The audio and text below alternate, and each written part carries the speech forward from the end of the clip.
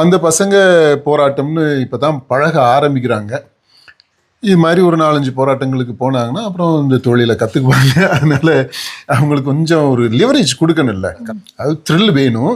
அந்த த்ரில் வந்து ஒரு பாதுகாப்பான ஜோனுக்குள்ளே வேணும். அவங்களுக்கு பழக்கம் இல்லாத ஜோனுக்கு போயிடுச்சு அப்படின்னா அந்த ரிஸ்க் எடுக்க மாட்டாங்க. அதான செமினார் அங்கே நடந்துகிட்டு இருக்கு. நீங்க அதை பத்தி பேசுறீங்க. அதான் இல்லைங்க, பேட்டி எடுக்கிறீங்க. ஏன் அப்புறம் இன்னொரு இடத்துல போய் பேட்டி எடுக்கலாம்? ஏன் கொடுக்க மாட்டேங்கிறாங்க? சரி, அந்த இடத்துல எத்தனை பேரு அந்த லோக்சபால பாஸ் பண்ணப்பட்ட அந்த சட்ட திருத்தம், வக்ஃபு சட்ட திருத்தம், அந்த திருத்த டாக்குமெண்ட்டை வாசித்துட்டு வந்துருங்க நீங்க?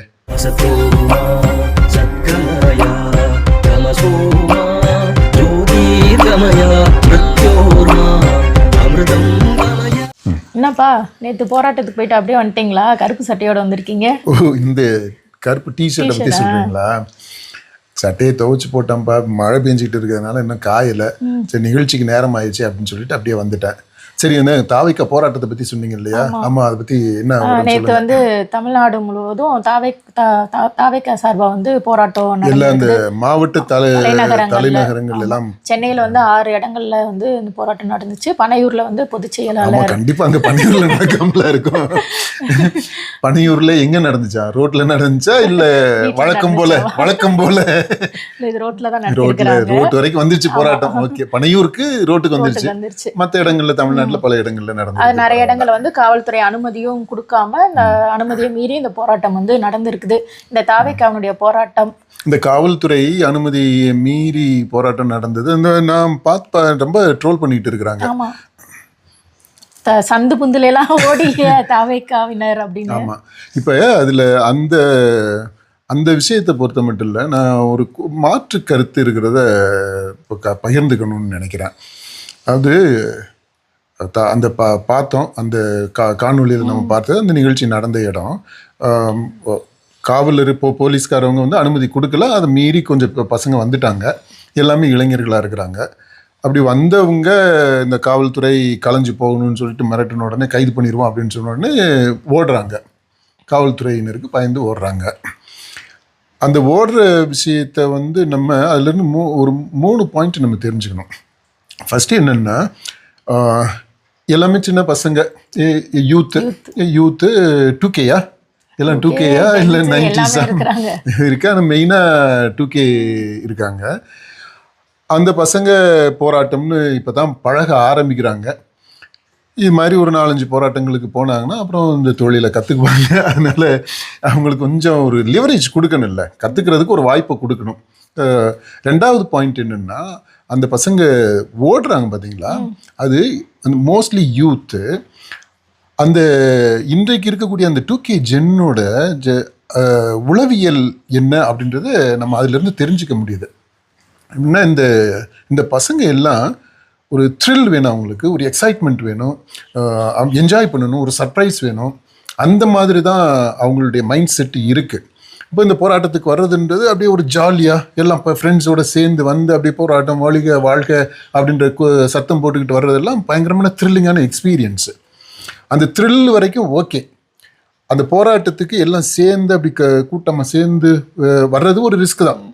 அந்த அளவுக்கு ரிஸ்க் ஓகே. அதை தாண்டி அரெஸ்ட் அப்படின்னு வர்றதுன்றது வந்து அவங்களுக்கு it is very threatening. Okay, அதுக்கு அதாவது லைஃப் ரிஸ்க் பண்ணக்கூடிய அளவுக்கு அவங்க ரெடியாக இல்லை. அது த்ரில் வேணும். அந்த த்ரில் வந்து ஒரு பாதுகாப்பான ஜோனுக்குள்ளே வேணும். அவங்களுக்கு பழக்கம் இல்லாத ஜோனுக்கு போயிடுச்சு அப்படின்னா அந்த ரிஸ்க் எடுக்க மாட்டாங்க. அதுலேருந்து நழுவி விடுவாங்க, இல்லை திருச்சி ஓட கூட செஞ்சிருவாங்க. அதை ஃபேஸ் பண்ண மாட்டாங்க. இதுதான் இந்த 2K ஜென்னோட சைக்காலஜி. அதை நம்ம புரிஞ்சுக்கிறோம். அதை புரிஞ்சுக்கிறதுக்கு ஒரு வாய்ப்பு இந்த நிகழ்வுலேருந்து கிடைக்குது. 3வது ரொம்ப முக்கியமானது, அது இந்த காவல்துறையினருக்கான ஒரு செய்தின்னு நான் நினைக்கிறேன். எல்லாம் இளைஞர்கள், மோஸ்ட்லி யூத்து, அவங்க வந்திருக்கிறாங்க. அரெஸ்ட் பண்ண போகிறோம் அப்படின்னு உடனே பயந்து ஓடுறாங்க. அப்படின்னா காவல்துறையை பற்றி என்ன மாதிரியான இமேஜ் பொதுமக்கள் மத்தியில் போய் சேர்ந்துருக்கு, எது முக்கியமாக இந்த யூத் மத்தியில் போய் மனசுக்குள்ளே போய் உட்கார்ந்துருக்கு அப்படின்றத நம்ம பார்க்கணும்.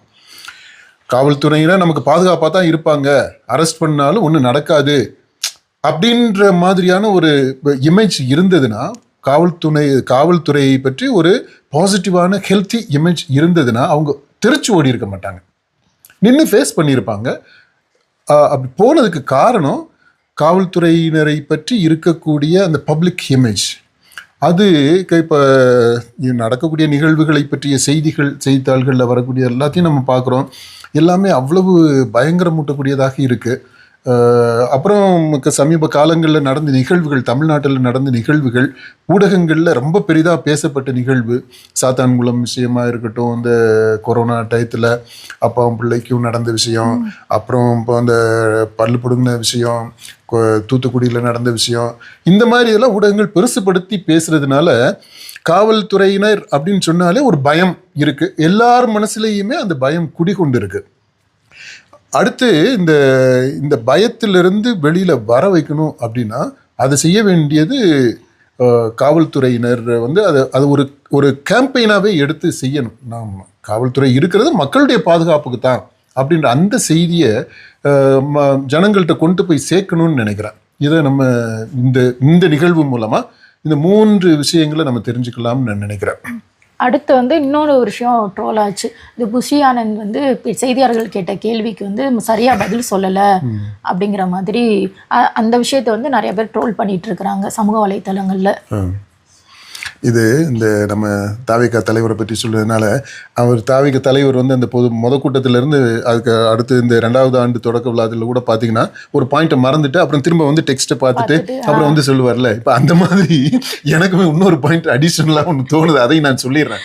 அது என்னன்னா, இந்த ஊடகங்களில் வந்த செய்தியை பற்றி சொன்ன காவல்துறையை பற்றி மக்கள் மத்தியில் எப்படி ஒரு நெகட்டிவான இமேஜ் போய் சேர்ந்துருக்குதுன்ட்டு, அந்த மாதிரியான ஒரு நெகட்டிவ் பிம்பம் உருவாகுறதுக்கு ஊடக செய்திகள் மட்டும் இல்லை, நடந்த நிகழ்வுகளை பற்றிய சித்தரிப்புகள் மட்டும் இல்லை, ஊடகங்களில் சினிமாவில் சித்தரிப்பு, ஃபிக்ஷனில் அந்த சித்தரிப்புமே ஒரு முக்கியமான காரணமாக இருந்திருக்கு இருக்கு.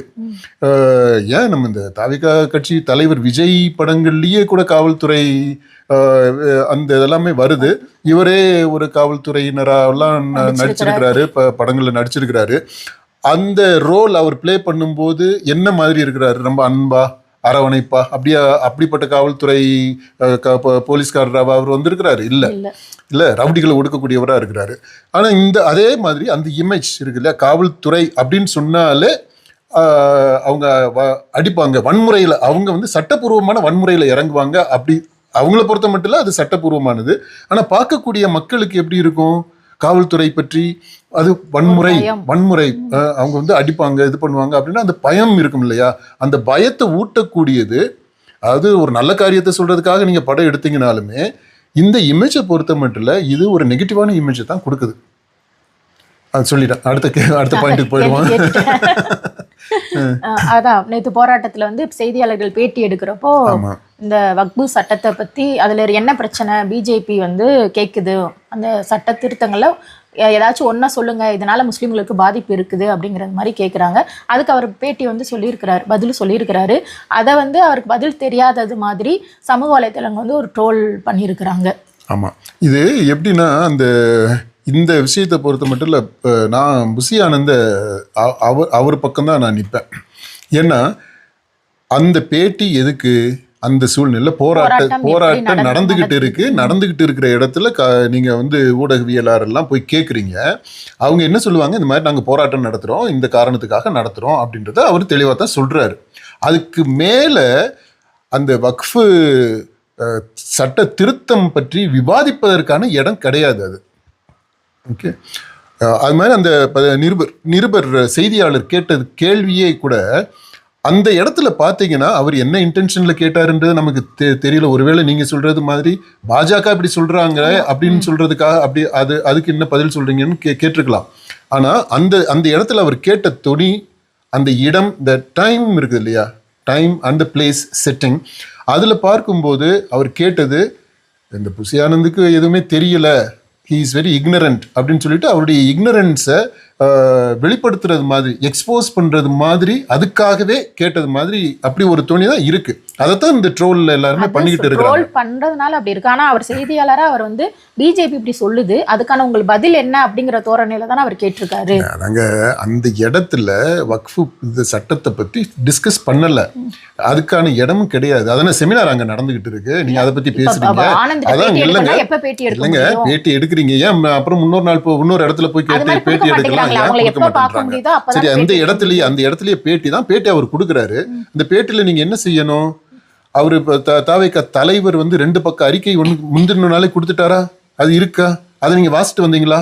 வாசிட்டு வந்திருந்தீங்கன்னா அந்த நிருபர்களா வர்றவங்க அந்த அறிக்கையை வாசிட்டு வந்திருந்தாலே ஆனந்திட்ட கேட்ட கேள்வியே மாறி இருக்கும், வேற மாதிரி இருந்திருக்கும். நம்ம ஹோம்ஒர்க்கே பண்றது இல்லைங்க. நிருபர்கள், செய்தியாளர்கள் பெரும்பாலானவங்க எந்த ஹோம்ஒர்க்குமே பண்றது கிடையாது. பத்திரிக்கை, அதாவது பேட்டி எடுக்கிறதுக்காக போறோம் பார்த்தீங்களா, அந்த கவரேஜுக்கு போறோம்ல, அவங்க டிஸ்கஷன்ல இருக்கிறவங்க வேணா அந்த அவங்களுக்கு ஒரு டீம் இருக்கும், அவங்க தயார் பண்ணி கொடுப்பாங்க, அந்த நோட்ஸை வச்சுக்கிட்டு பேசுவாங்க. அந்த ஆங்கர்ஸ் எல்லாம் அப்படித்தான் நோட்ஸை வச்சுக்கிட்டு பேசுறாங்க, அவங்க தயார் பண்றது இல்லை பெரும்பாலும். அது அங்கேயுமே இருக்கு, சொல்ல முடியாது. பெரும்பாலும் அவங்க தயார் பண்றதுல அவங்க தயார் பண்ணி கொடுக்கறதா வச்சுக்கிறாங்க. அவங்களும் பெரும்பாலும் தான் நான் சொன்னேன், அவங்க தயார் பண்ணவே மாட்டாங்கன்னு சொல்லல, சில பேர் நல்லாவே வேலை செய்யறாங்க. அதனால பொதுவாகவே நாம் பார்த்தது வரைக்கும் ஊடகவியலாளர்கள் அவங்க போதுமான அளவிற்கு ஹோம்ஒர்க் பண்றது இல்லை. இதை நான் அடித்து சொல்ல முடியும். உதாரணமாக நான் இந்த ஊடகவியலாளர் அன்னைக்கு நிருபர்கள் மீட்டிங் நடந்துச்சு இல்லையா, இந்த வெள்ளிக்கிழமை நடந்த மீட்டிங்கில் அந்த பேட்டியை புசி ஆனந்த் பேட்டிக்கு போனால் அவங்கள்ட்ட நேரடியாகவே நான் கேள்வி கேட்குறேன், எத்தனை பேர் அந்த லோக்சபாவில் பாஸ் பண்ணப்பட்ட அந்த சட்ட திருத்தம், வக்ஃபு சட்ட திருத்தம், அந்த திருத்த டாக்குமெண்ட்டை வாசித்துட்டு வந்துடுங்க? நீங்கள் அந்த பேட்டிக்கு வரும்போது எத்தனை பேர் வாசிட்டு வந்தீங்க? I all subscribe to TN 2026 and comment down below.